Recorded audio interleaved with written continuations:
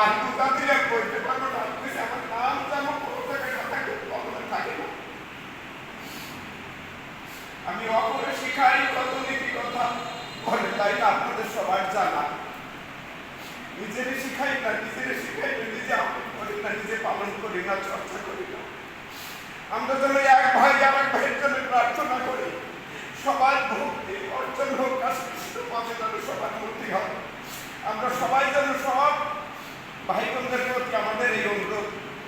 ঠাকুর বলতেন, বাপ কাকার মুখে শুনেছি, বাপ চাচাদের মুখে শুনেছি, ও বেটারা চলো ওই গ্রামে ওর একটু না ঠাকুরটা দিয়েছি, গাঢ় তত্ত্বের ভিতর গাঢ় দর্শন লুকায়িত।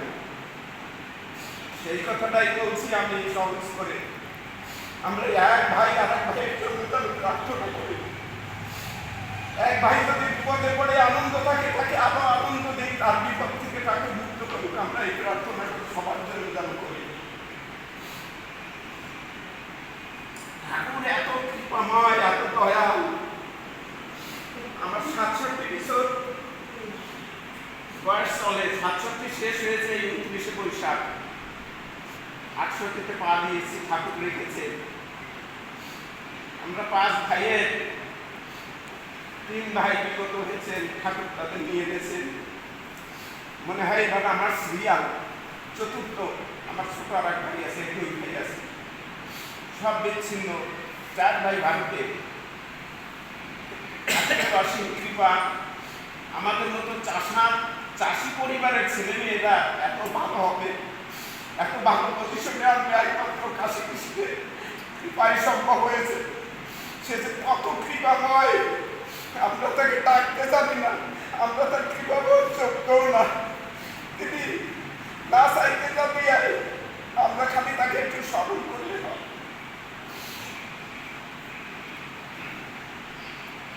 কাশী কৃষ্ণ এবং তার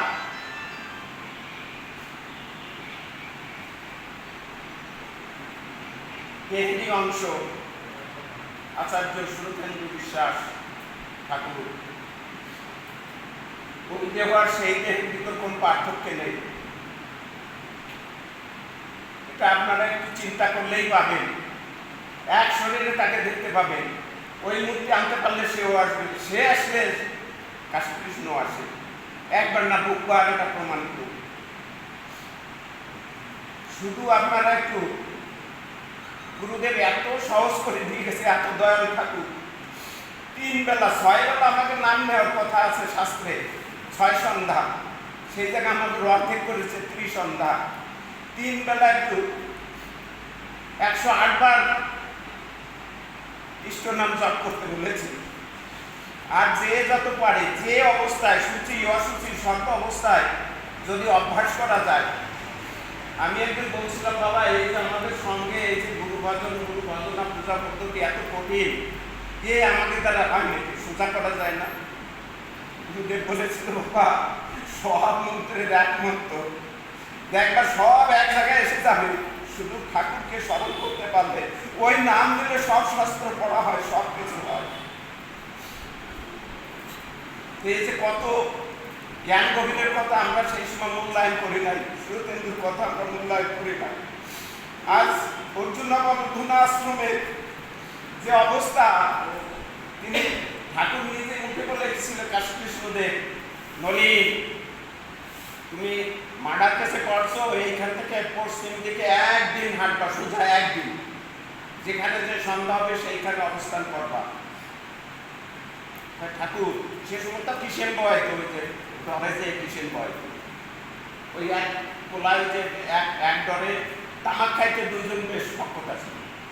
তামাক খাওয়ার সময় হলে ওই বন্ধে যাচ্ছে ওই জায়গা লক্ষণার ডরে বা ওই ডরে যাই, ওই যে একটু তামাক খাইছি, গল্প করে একটু গল্প করতে কেচে পড়লে বলছে যে তুমি এই সে সময় কেস তো কঠিন, আরো খুনিয়ে কেস, রেহাই নাই, তো কি করবে? তখন বলছে যে তুমি একদিন সোজা হাঁটবা পশ্চিমে, যেখানে যে তোমার সন্ধ্যা হবে সেইখানে অবস্থান করবা। আমি চিনি না, কিছু না, কোথায় যাবো, কার বাড়ি কোথায় উঠবো, রাত হলে আমি থাকবো কোথায়? বা যেখানে রাত হবে সেইখানে এক জায়গায় আশ্রয় নিয়ে তাকে এই সম্ভব হতো অচেনা জায়গায় যে কীভাবে থাকবে চোর করলে তো পিটান খাইতে পারে।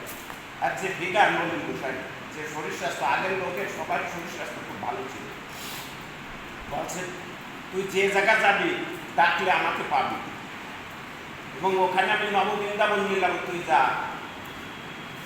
চলে গেছিল নলিয়ার চর রামকৃষ্ণ বিশ্বাসের বাড়িতে। ওইখানে গিয়ে সন্ধ্যা হয়েছে, উনি গরু তুলিয়ে আনতে গোসল শাড়ি দিয়ে তারপরে নলিন গোসাই ডাকছে, ও ভাই দাঁড়া, কে? আমার আজকে রাতটা একটু আপনাদের বাড়ি থাকতে দিতে, আমি অনেক দূর থেকে আসছি, চিতলমারি থেকে আসছি। তো উনি থাকলেন এবং সেই নলিয়ার রাজ সত্যি নববৃন্দাবন, তার এত কৃপা ওই এলাকায়, শুধু সেখানে এখানে তো মহাবৃন্দাবন।